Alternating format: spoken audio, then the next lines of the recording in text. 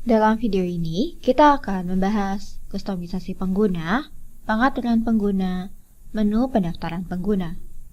Pertama, hanya Master ID yang dapat mengakses menu ini. Dan ketika Anda mulai pertama kali berlangganan program account ERP, Anda akan diberikan informasi Master ID berdasarkan dari data yang Anda kumpulkan ketika Anda pertama kali mengajukan berlangganan. Kemudian, setelah login melalui ID Master, Anda dapat memberikan karyawan Anda masing-masing ID pengguna dengan cara klik tombol baru. Dan karena Anda dapat membuat ID pengguna dengan jumlah yang tidak terbatas, kami rekomendasikan untuk memberikan ID pengguna untuk tiap karyawan Anda masing-masing demi keamanan data Anda. Anda dapat mengatur beberapa pengguna sebagai Master ID dengan menggunakan tombol atur Master ID di bagian bawah. Anda dapat mencentang ID apa saja yang akan menjadi ID Master dan kemudian klik simpan. Lalu masukkan CAPTCHA dan klik tombol ganti. Kemudian semua ID yang dipilih akan diatur menjadi ID Master. Dan sekarang kita akan membahas cara mendaftarkan ID pengguna baru dengan cara klik tombol baru di bagian bawah. Anda dapat mengisi tiap kolom dari tab di bagian atas. Dan di tab informasi pengguna, Anda dapat mengatur informasi detail dari ID pengguna. Pertama, Anda dapat mengatur ID untuk pengguna dan ID dapat terdiri dari alfanumerik karakter. Kemudian atur kata sandinya. Dan setelah Anda mengatur kata sandi dari ID ini, pengguna dapat login dan mengubah kata sandi dengan cara klik pada ikon gambar orang di bagian kanan atas. Kemudian klik pada tombol ubah kata sandi. Berikutnya, masukkan informasi dari pengguna seperti informasi pekerja, informasi PIC, nama telepon kantor, atau nomor telepon handphone. Dan juga alamat email yang nantinya akan digunakan sebagai email pemulihan ketika pengguna lupa dengan kata sandi. Namun, jika Anda ingin menggunakan email yang terpisah sebagai email pemulihan kata sandi, Anda dapat mencentang opsi ini dan memasukkan email untuk pemulihan di kolom di bawahnya.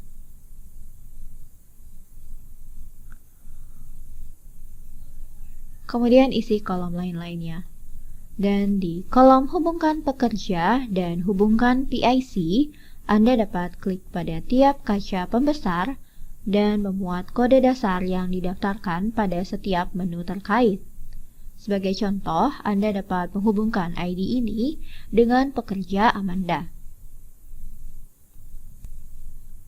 Dan kemudian, mohon pastikan untuk memasukkan informasi yang akurat pada kolom nomor handphone dan alamat email. Karena informasi ini akan digunakan untuk mencari kata sandi ketika Anda lupa dengan kata sandinya. Dan kemudian Anda dapat mengatur departemen untuk ID ini juga. Klik pada kaca pembesar dan pilih kode departemen. Dan sebagai tambahan untuk pengaturan departemen pengguna, Anda juga dapat mengatur departemen default yang nantinya akan otomatis terinput ketika Anda login dengan pengguna ini.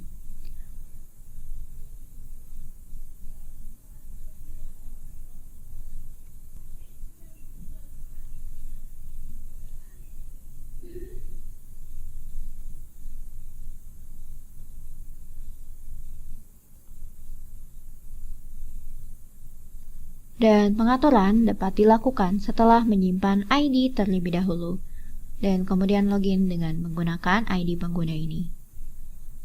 Dan departemen di bagian ini akan berguna ketika Anda menggunakan modul groupware. Ketika Anda mencari ID pengguna di modul groupware, Anda dapat memilih pengguna berdasarkan departemen yang dipilih di sini, sehingga Anda dapat mengirimkan postingan ke orang-orang di departemen tertentu. Kemudian selanjutnya, Anda dapat mengatur jam kerja untuk pengguna ini. Misalnya jam 8 pagi sampai jam 5 sore. Dan jika Anda tidak mengatur jam kerja untuk tiap ID pengguna, Anda dapat ke menu Kustomisasi pengguna, Konfigurasi, Pengaturan fungsi, tab Kelola, dan atur jam kerja untuk default perusahaan Anda. Dan terpisah dari pengaturan ini, Anda juga dapat mengatur jam kerja yang berbeda-beda untuk setiap pekerja di kolom pengaturan waktu kerja.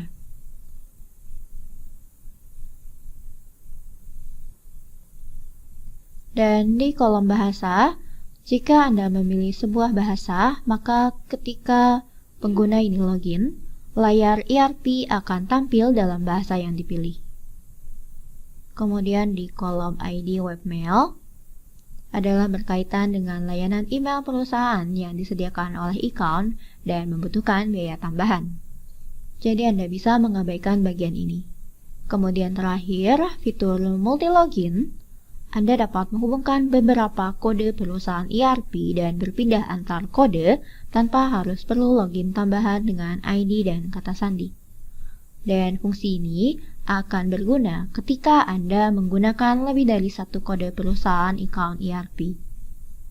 Sebelum menggunakan fungsi ini, Anda harus mengizinkan akses dari kustomisasi pengguna, konfigurasi, tingkat keamanan.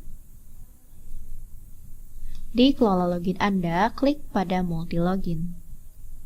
Di sini Anda perlu memasukkan kode perusahaan terkait dan kode perusahaan pusat harus mengizinkan akses dari multi login dengan menggunakan alur yang sama. Dan kemudian, jika kedua kode perusahaan telah terhubung satu sama lain, mereka dapat menggunakan pengaturan pengguna, pendaftaran pengguna,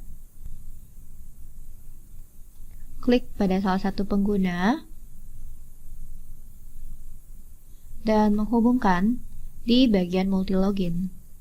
Klik ganti, dan Anda dapat membuat koneksi baru antara dua kode perusahaan.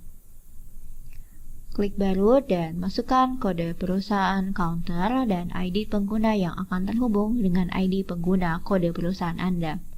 Dan setelah pengaturan koneksi selesai, Anda akan dapat berganti ke kode perusahaan terkait dengan menggunakan ikon orang,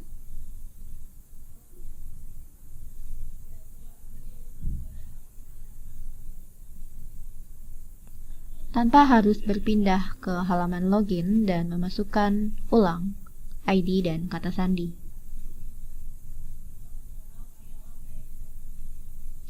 Jadi fitur ini mempermudah Anda untuk berpindah antara kode perusahaan.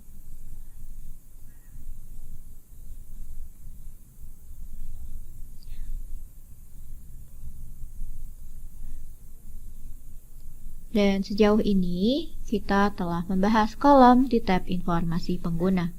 Dan dengan mengisi tiap kolom di tab ini, Anda dapat mendaftarkan ID pengguna baru. Dan Anda juga dapat menggunakan account web uploader untuk mendaftarkan ID pengguna secara massal sekaligus dengan cara klik pada unduh contoh laporan Excel, lalu salin, dan tempel data di layar web uploader, lalu klik simpan. Dan untuk detail, cara upload data massal dengan menggunakan web uploader, dan untuk detail cara upload data massal dengan menggunakan web uploader, silakan merujuk ke video terkait. Terakhir, jika Anda memiliki ID pengguna yang tidak Anda gunakan lagi, Anda dapat memilihnya dan mengarahkannya ke tombol tidak aktif atau pulihkan untuk membuat ID tersebut tidak aktif. Dan mohon diingat, ID Master ID tidak dapat dinonaktifkan secara langsung. Ini harus diatur sebagai ID umum terlebih dahulu dengan menggunakan tombol atur Master ID. Anda harus menghilangkan dulu centangnya, kemudian klik simpan, dan menonaktifkan kode tersebut.